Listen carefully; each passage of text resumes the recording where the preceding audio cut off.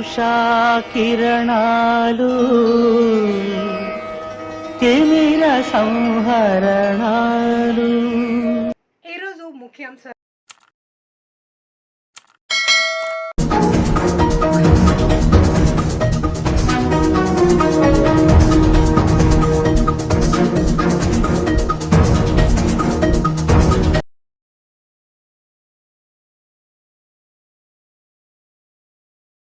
ఇప్పుడే కొంతమంది మాట్లాడుతూ చెప్పారు. రాజమౌళి లాంటి వ్యక్తులు కూడా మాట్లాడుతూ ఒక మాట అన్నారు. ఆయన చేయాల్సిందంతా చేశారు, మనమేం చేయాలి? ఈ సందర్భంగా ఆంధ్రప్రదేశ్లో ఉండే, తెలంగాణలో ఉండే తెలుగు వారందరికీ విజ్ఞప్తి చేస్తున్నా, మనం కోరుకునేది తెలుగు జాతికి ఆయన చేసిన సేవల కోసం ఈ వ్యవస్థ చిరస్థాయిగా ఉండాల్సిన అవసరం ఉంది. ఈ లెగసీని కంటిన్యూ చేయాల్సిన అవసరం ఉంది. అందుకే కిరణ్ గారిని, వారి కుటుంబ సభ్యులను కోరుతున్నా. అదే మరి వారి పిల్లలు ఉన్నారు ఇక్కడ. ఆయన స్థాపించిన వ్యవస్థ ఆయన కుటుంబ సభ్యులదే కాదు, 10 కోట్ల తెలుగు ప్రజానికన్నది ఆయన ప్రజల ఆస్తి.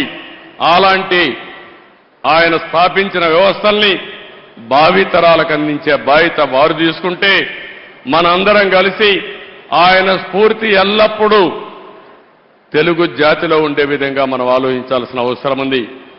ఎన్టీ రామారావు గారికి కూడా భారతరత్న ఇవ్వాలని చెప్పి మనం ఎప్పటి నుంచో పోరాడుతున్నాం. అదే సమయంలో రామోజీరావు గారికి కూడా భారతరత్న సాధించడం మనందరి బాధ్యత.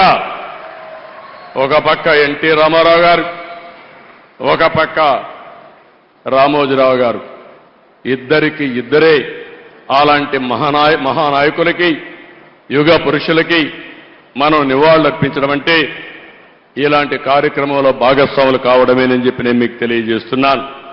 ఇది కాకుండా అమరావతి ఆయన పెట్టిన పేరు, ఆయన ఇచ్చినటువంటి ఆ రోజు సలహా, ఈరోజు నేను ఆలోచిస్తున్నాను.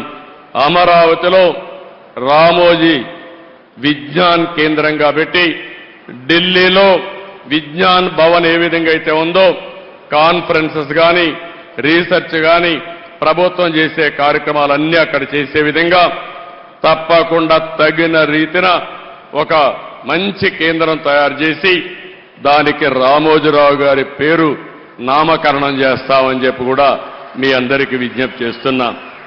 అదే మాదిరిగా ఒక రోడ్డు కూడా రామోజీరావు గారి మార్గని, లేకుంటే మార్గమని ఒక రోడ్డు కోసం కూడా ఆయన పేరు పెట్టడం.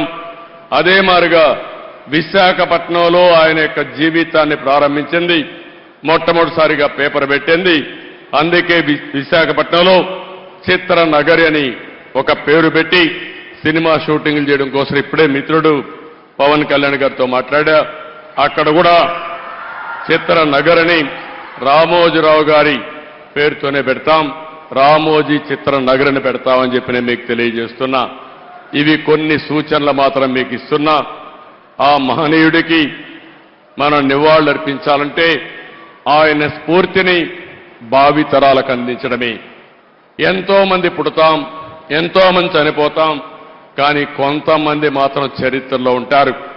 అలాంటి చరిత్రలో చిరస్థాయిగా నిలిచిపోయే వ్యక్తి రామోజీరావు గారు. అలాంటి వ్యక్తి సంస్కరణ సభ చేయడం నా అదృష్టంగా నేను భావిస్తున్నాను. డిఆర్కే టైమ్స్ ఛానల్ని లైక్ చేయండి, షేర్ చేయండి, సబ్స్క్రైబ్ చేయండి. చివర్లో గంట నొక్కడం మర్చిపోకండి.